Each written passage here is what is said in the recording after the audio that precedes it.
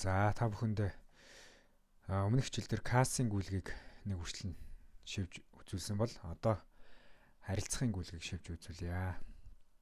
За бидэнд өгөгдсөн энэ харилцахын гүйлгийг энгийн Excel файл дээр шивээд харилцах дансныхаа кодыг шивсэн байгаа.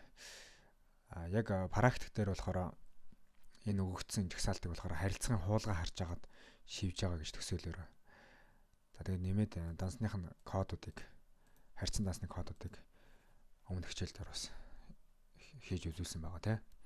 За тэгээд энэ өгөгдсөнүүдийг хуудсыг харилцахын хуулга байна гэд юун дээр үндсэн файл дээр Excel файлынхаа тайлангийн файлынхаа журнал дээр шивж үзүүлье. За хамгийн ихний гүйлгээ 1 сарын 9-нд борлуулалтын орлого орсон байна. Бат компаниас 2 сая төгрөгийн борлуулалтын орлого орсон байна. За тэгэхээр 1 сарын 9-нд за 01 сарын 9-нд борлуулалтын орлого Бат компаниас за харилцахын данс шивж байгаа учраас үндсэн дансан дээр харилцахын дансаа явуулна 111.1. За харилцан данс нь борлуулалтын орлого байсан учраас борлуулалтын орлогын данс 511.1. За мэдээж харилцах дээр мөнгө орох үед дебит үн дээр бичигдэнэ. 2 сая төгрөгөө дебит үн дээр бичээд за дебит үн дээр 2 сая төгрөг байсан. За борлуулалтын орлого учраас нөөттэй гүйлгээ гэж үзнэ. Нөөтийн салахынд бол нөөттэй гүйлгээ гэсэн тавчаа дараад нэмнэ. За дараагийн видео дараагийн гүйлгээ бол Тээвэр компанид 100,000 төгрөгийн дансны өглөг төлсөн юм байна. За энэ гүйлгийг хийж үзүүлье. 9 сард огноо адилхан байсан. Тээвэр дансны өглөг төлөв гүйлгийн нутаг дансны өглөг төлөв. Харилцагч Тээвэр ХК. За харилцах одоо энэ үндсэн дансыг харилцаа ингээд харилцсан гүйлгийг шивж байгаа учраас үндсэн данс бол 111.1 хэвээрээ байна. За дансны өглөгийн данс маань өөрөө энэ дээр бид өгснээр дансны өглөгийн данс 311.1 байгаа маа. Мөн гүйлгээ балансаас харж болно. 310.1. Тээвэр ХК-гийн дансны өглөгийн данс 311.1 байна. За тэгээд харилцагаас мөнгө гарч байгаа учраас кредит дээр 311.1 гээд за энэ харьцан данс энэ чинь 311.1 гээд өглөг төлсөн дүн маань 100,000 төгрөг. За 100,000 төгрөгөө шивээд өгье. Гүйлгээ нэмэх. За гэх мэтлэн дараагийн гүйлгэнүүдийг хийгээд явъя. Та нар шаардлагатай гүйлгэнүүдээ хараад яваарай. Интернетийн төлбөр 70,000 төгрөг шилжүүлсэн байна. За интернетийн төлбөр огноо адилхан байгаа.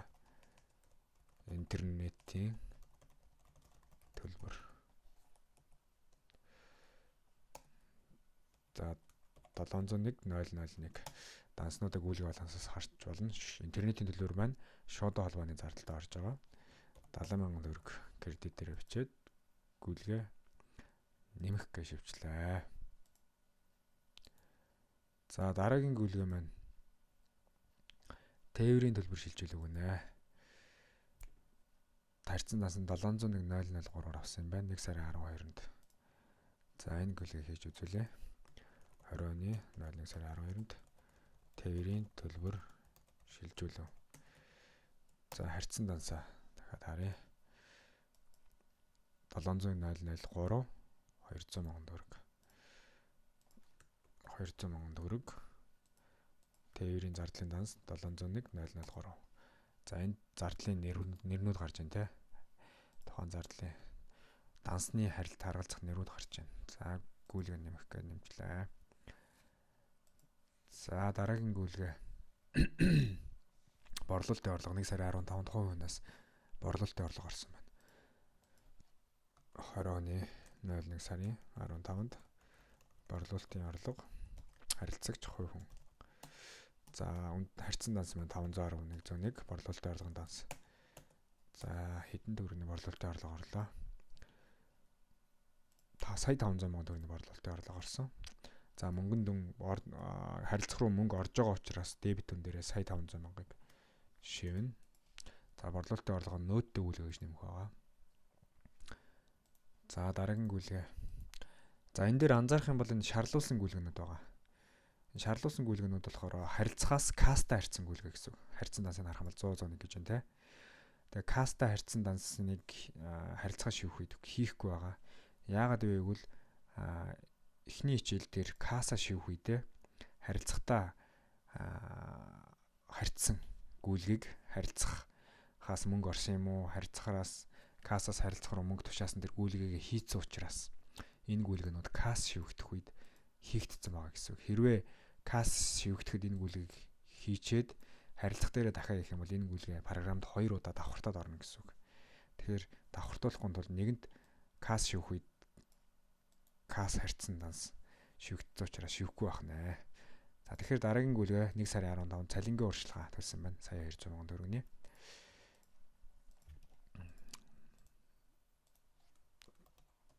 Цалингийн урьдчилгаа нийт ажилчид.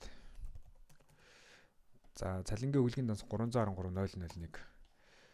За цалингийн өглөгийн дансыг болохоор 313.001-ээр хийж байгаа. Цалин олгож байгаа нөхцөл зарлалын данс бичихгүй цалингийн өглөгөө бууруулж заавал өглөгийн данс бичнэ.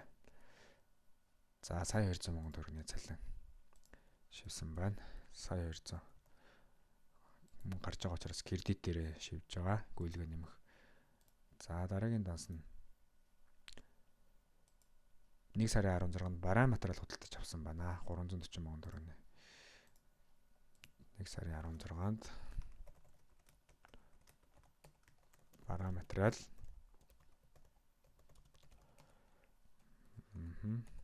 140 105 харьцсан данс бараа материалын данс 140 105. За 340 сая төгрөгийн бараа материал худалдаж авсан.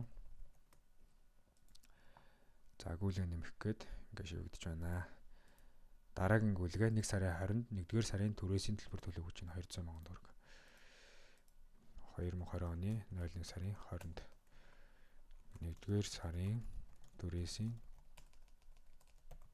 төлбөр төлөв.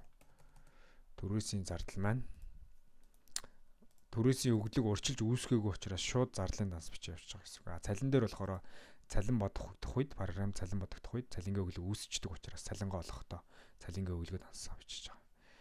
Тэгэхээр за 200 сая төгрөгийн түрээс 701.004 харьцан данс нь 701.004 түрээсийн зардалын данс.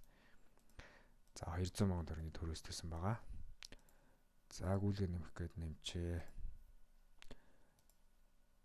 За дараагийн данс нь болохоор 1 сарын 28-нд ажилтан эс тамирын хөдөлмөрийн чадвараа төр алдсны тэтгэмж харилцах данс руу орсон байна. За энэ гүйлгээ 1 сарын 28-нд мөнгө орж ирсэн байна.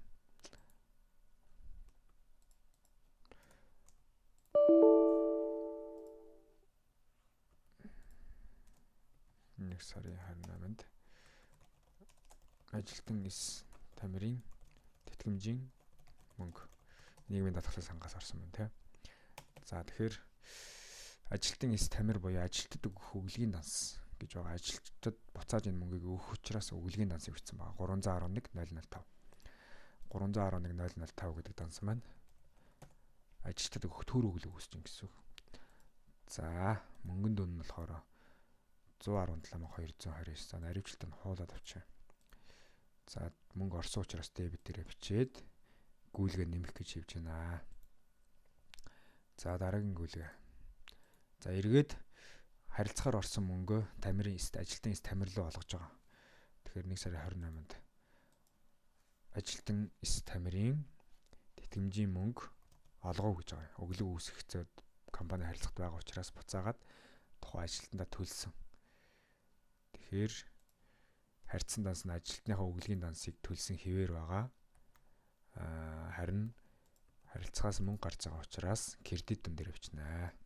За гүйлгээг нэмээд. За дараагийн гүйлгээ болохоор ажилтан эс тамирт байгууллага сулах ажилгүйдлийн тэтгэмж шилжүүлэх гэж байна тий.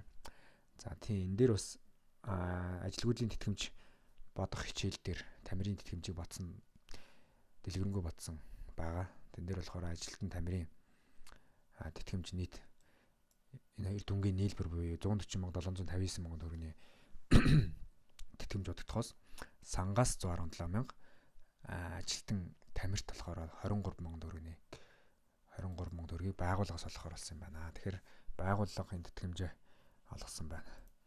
За 1 сарын 28-нд тэтгэмжийн мөнгө олгов. За энэ дээр болохоор харьцан данс нь 700-102 гэсэн данс байгаа. 700-102 гэсэн дансаа бичээд үзэх юм бол тэтгэмжийн зардал гэдэг данс үүсэж байгаа гэсэн үг. Тэтгэмжийн зардал. Ажилтнанд байгууллагаас тэтгэмж олгож байгаа учраас байгууллагын зардал болж байгаа. 23,460. За наривчлалтаа нь хуулаад кредит дүн дээр шивчээ. За гүйлгээ нэмэх гэж орлоо.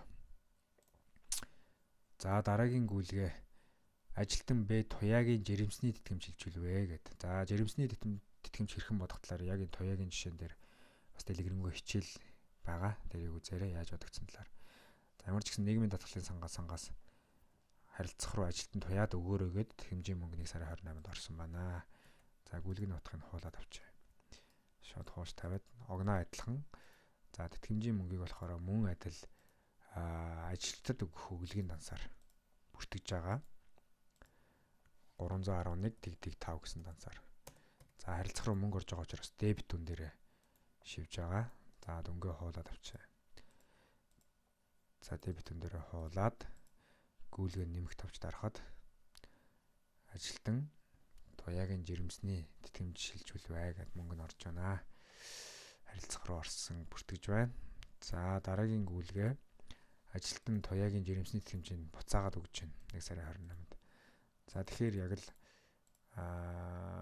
тамирын тэтгэмжтэй адилхан туяад үүссэн өгүүлгээ буцаад өгж байгаа учраас дебит кредит дүн дээр харилцаас ажилтнад өгүүлгийнхаа дансыг буулгаж өгж кредит дүн дээр уг сая 725 мянган төгрөг бичээд гүйлгээ нэмлээ. За тэгээ 300 гүйлгээ баланс дээр 311,005 дансан дээр очиж харах юм бол ажилчдын өглөг кредитээр үүсээд буцаага төлөгдсөн байгаа. 311,005 дансаа хуулга дээр авж байгаа уг хүчлэлтүүдийг бас яаж үүсээд яаж төлөгдсөн байна харж болно. Дараагийн гүйлгээгээ шивье. За 1 сарын 30-нд 1-р сарын нийгмийн даатгалын шимтгэлийн төлбөр төлөв гэсэн байна. За дөнгөө холжээ. 1-р сарын 30-нд 20 оны 01 сарын 30-нд 1-р сарын эндээшийн төлбөр төлөв. За нийгмийн даатгалын шимтгэлийн өглийн данс болохоор 311,001. За ер нь нийгмийн даатгал татвар төлж байгаа нөхцөлд өглийн дансуудыг дандаа бууруулж байгаа.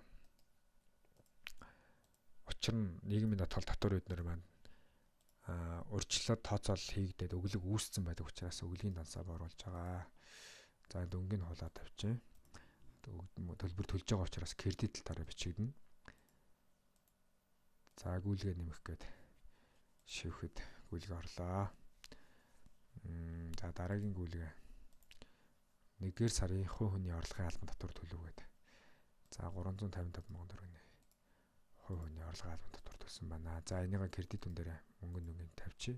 Төлж байгаа учраас харьцан данс нь болохоор 311,004 гэсэн данс байгаа. За 1-р сарын хувь хүний орлогын албан татвар төлөв. За бусад данснууд нь бол хэвээр байна. Харьцан данс нь хувь хүний орлогын албан татварын данс гүйлгээ нэмэх. За хамгийн сүүлийн данс гүйлгээ болохоор ажилтнад цалин олгох гэсэн байна. Ажилтнад цалин олгох. За ажилтнад цалин олгох. 1 сарын 30-нд ажилтнад цалин олгох. За харьцан данс маань ажилчдад өгөх үг. Цалингийн өглөг 313,001. За мөнгөнд дөнгөө хуулаа тавьчих.